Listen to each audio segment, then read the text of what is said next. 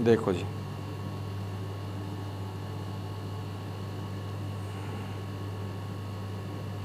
देखो बेटा part number 4 के अंदर क्या गिवन है। पार्ट नंबर 4 के अंदर गिवन है आपका कि the amount of money in the account of every year.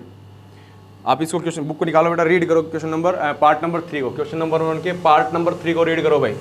करेंगे the amount of money in the account every year when rupees 10,000 is deposited at compound interest at 8% per annum। देखो बेटा क्या कह रहा था, amount of money, part number 3 है भाई, question number 1 का, क्वेश्चन नंबर 1 का पार्ट नंबर 3 है बेटा ये।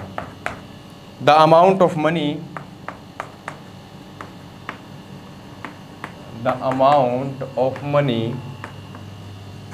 ठीक है, the amount of money in the account every year, in the account every year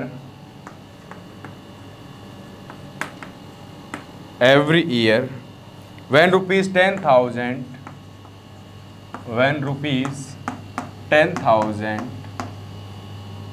is deposited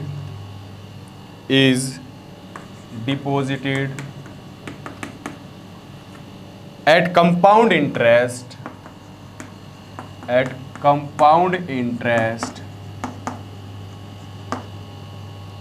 8% per annum. देखो बेटा ध्यान से देखो, आपको यहाँ पता होना चाहिए कंपाउंड इंटरेस्ट का मतलब क्या होता है, सिंपल इंटरेस्ट का मतलब क्या होता है। कंपाउंड इंटरेस्ट क्या होता है, सिंपल इंटरेस्ट आप छोटे क्लास में पढ़ते थे बेटे। देखो सिंपल इंटरेस्ट क्या होता है आपका कि नॉर्मली जैसे आपने, मैं कहता हूँ आपको, मैंने आपको 100 रुपये दिए, ठीक है, एक एग्जाम्पल समझो इस चीज़ को। दो टाइप की इंटरेस्ट लगते हैं, सिंपल और कंपाउंड। देखो मैं कहता हूँ मैंने आपको 100 रुपये दिए और मैंने सिंपल इंटरेस्ट के ऊपर आपको दिए, मैंने कितने रुपीज़ दिए आपको, 100 रुपीज़ दिए। मैं कहता हूँ इसका सिंपल इंटरेस्ट 2% के हिसाब से, और मैं हर साल में आपसे 2% ब्याज ले रहा हूँ, बस बहुत कम कॉस्ट है, हर साल में 2%। मतलब आपको पहली साल आप मेरे से लेके गए 100 रुपये, ठीक है भाई, दूसरी साल आप जब मेरे को रुपए लौटाने आओगे तो 100 रुपये तो मेरे दोगे, प्लस में मैं कहता हूँ 2% ऑफ माई 100 रुपीज़, ये मेरा ब्याज है, आपने मेरे रुपए यूज़ किए, आप इतना और करो, तो आप 100 तो मेरे को ये दोगे, प्लस में 2% ऑफ 100 तो कितना हो जाएगा, 2/100, 8 to 100, तो 2% कितना हो रहा है यहाँ पे, 2 ही हो जा रहा है। कितने रुपए दोगे आप मेरे को, 100 + 2, 102 रुपये दोगे। यदि मैंने सिंपल इंटरेस्ट पे, किस पे, सिंपल इंटरेस्ट पे आपसे रुपीज लिए।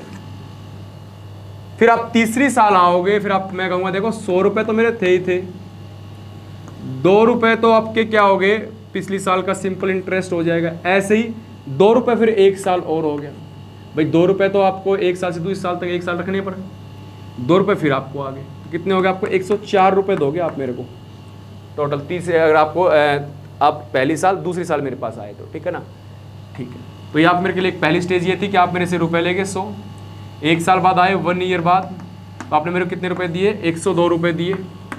उसके बाद आप मेरे को फिर अगली 2 साल, क्या बोलते हैं, 2 ईयर के बाद आए, तो आपको 2 रुपये तो पिछले साल का ब्याज, 2 रुपये इस साल का, कितने, 104 रुपये दिए। इस चीज़ को समझो।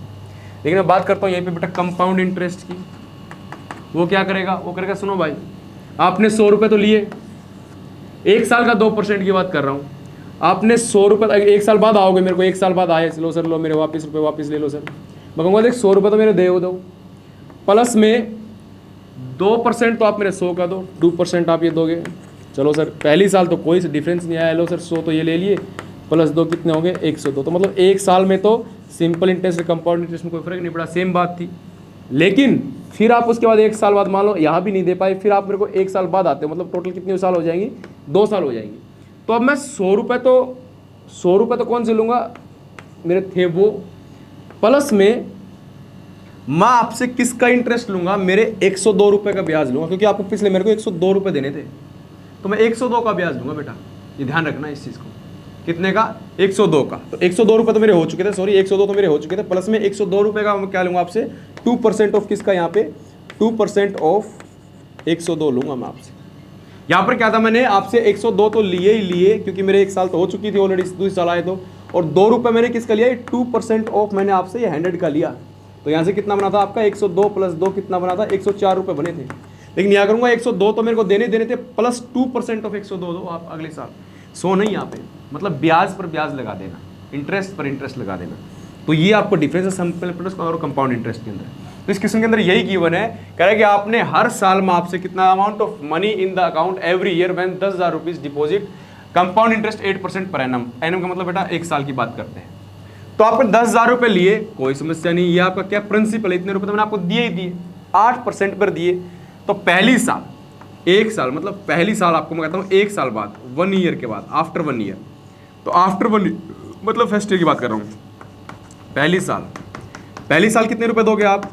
सर 10,000 तो आपसे लेके थे वो लो, प्लस 8% ऑफ 10,000 उसका ब्याज ले लो। चलो मैंने कोई बात नहीं, तो क्या हो गया सर 10,000 तो हो ही गए, प्लस 8% ऑफ 10,000 कितना आ जाएगा? 8% ऑफ 10,000 ये हो जाएगा आपका, ठीक है। परसेंट कट के नीचे 100 आ जाता है बेटा, ठीक है।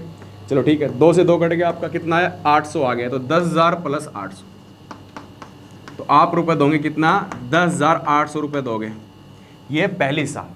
लेकिन आप मान लो एक साल देने में कामयाब नहीं रहे, आप नहीं दे पाए एक साल बाद मेरे को, आप कहते हो सर मैं 2 साल बाद आके आपको रुपए दूंगा। तो बेटा अब कितने रुपए हो गए मेरे को एक साल तक? तो आपके 10,800 तो हो गए।